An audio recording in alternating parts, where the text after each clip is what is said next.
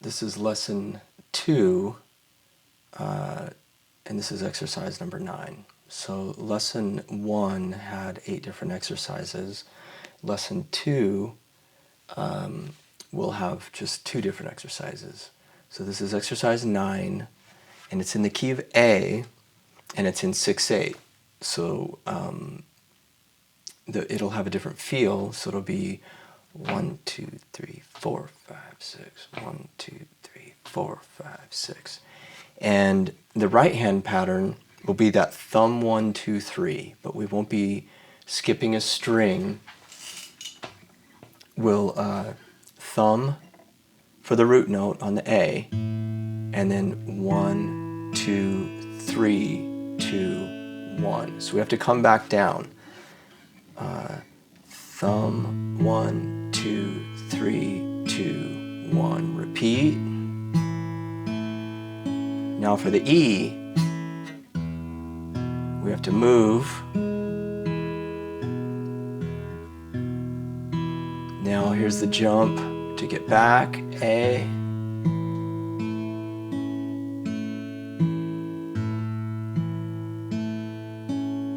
Now the right hand moves to D.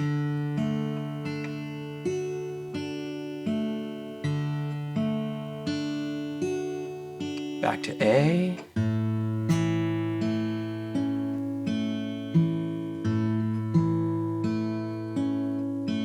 E.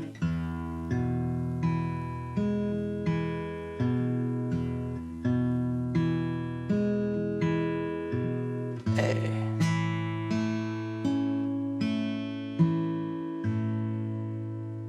Okay, and then we would repeat that 4 times. So let's give that a try.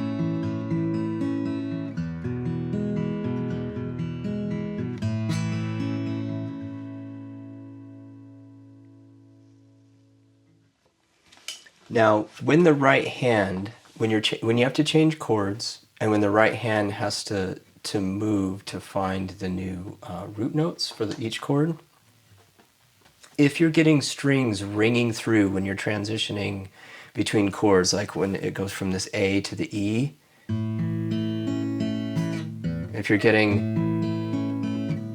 any strings ringing through, you can start playing around with doing some muting in between, like in your transition. So when I go from this A to the E,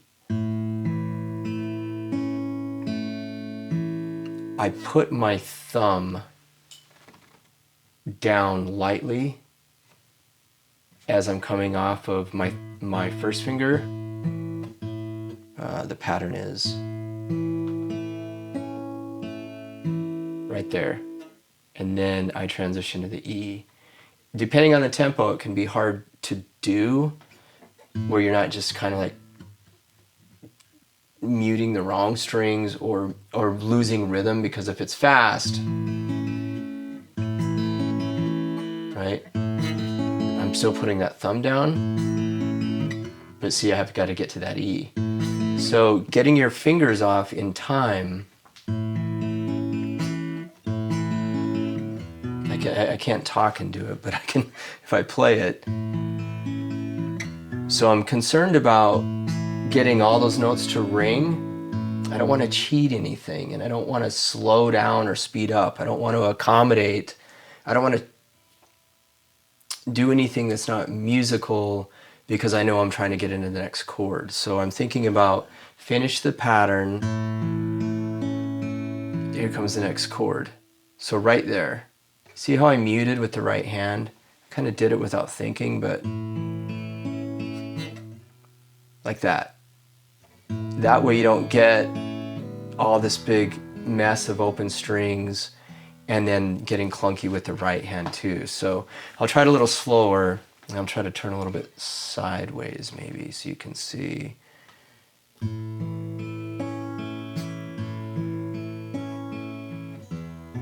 See how I lifted with the left hand? It helps to mute the strings. So it buys you some time to get into that E chord quietly. If you get the notes ringing between chords, you probably need to slow it down and figure out these little transitions of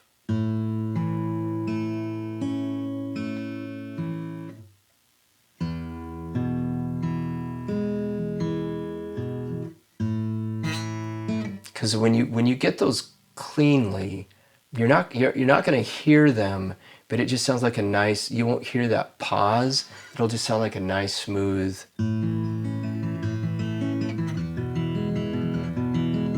So I'm being careful with my left hand too, to like not do everything at once because it can sound blocky. So see how I kind of like roll into that chord? That's something you can play around with too to try to make things a little more smooth.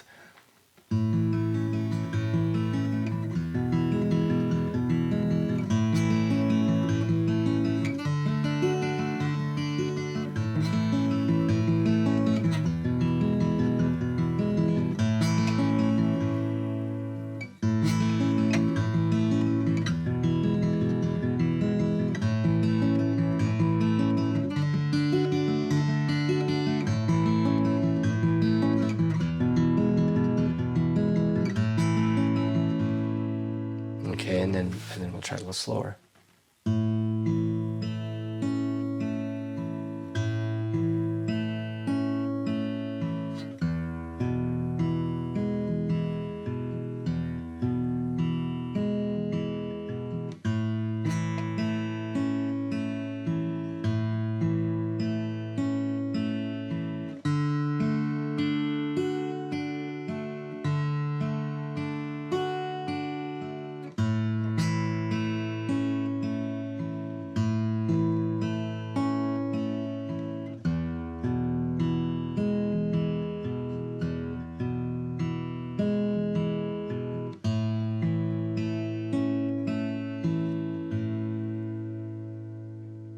Now, one thing I want to talk about, because of this is another thing that can kind of help you not get away with stuff, but make your playing smooth too, is if you understand how the chords are functioning in a key, and you know how the notes you're playing affect or relate to the chord you're about to play, and like getting in and out of chords. When I go from this A, this is just a 1-4-5 in the key of A.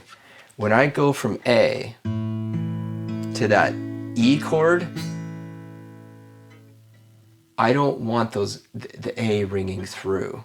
Okay, so if I do that and then hit that before I move or before I've cleared that A, it's going to sound kind of weird, because you're going to get that sound. But coming from the E back to the A, an E note is the fifth of an A chord. So that's going to sound fine. I'm not saying you should let it ring through. I'm being mindful that when I come off the E, I'm putting my thumb down as I get ready for the 5th string. I'll turn it sideways so you can see. So right there, my thumb went down and then I just moved to the 5th string. So it's subtle. See how I did that?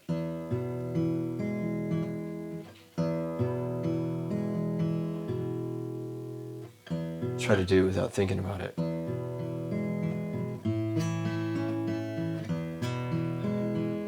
See how my thumb kind of, it's like I'm hitting, I'm just letting this part of my thumb, right, kind of, I guess, at the knuckle, lightly. I'm not making a big deal of it. I'm not pushing into the string. All you have to do is touch it, and it'll stop that vibration. And plus, your thumb needs to move to that string anyway, so. So it's almost like I just kind of touched that string on my way to the 5th string. So that's how I'm helping to mute it. And that's another thing I did at a faster tempo. I know I have to get to that note of the E chord, but I'm not trying to do it all at once. Let me show you what I mean. I'm going off of this A. You can sneak that first finger in because you don't want to break the rhythm. And especially at a fast tempo, you have to kind of make these little accommodations to get a smooth transition. So right there, I'm not saying wait too long to put your first finger down, but coming off of the A chord,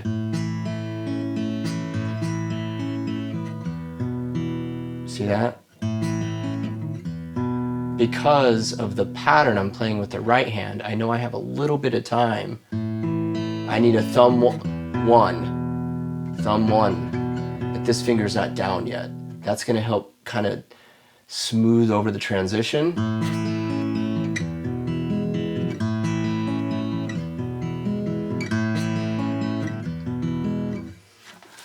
I don't think you should try to do a bunch of this just for the sake of doing it.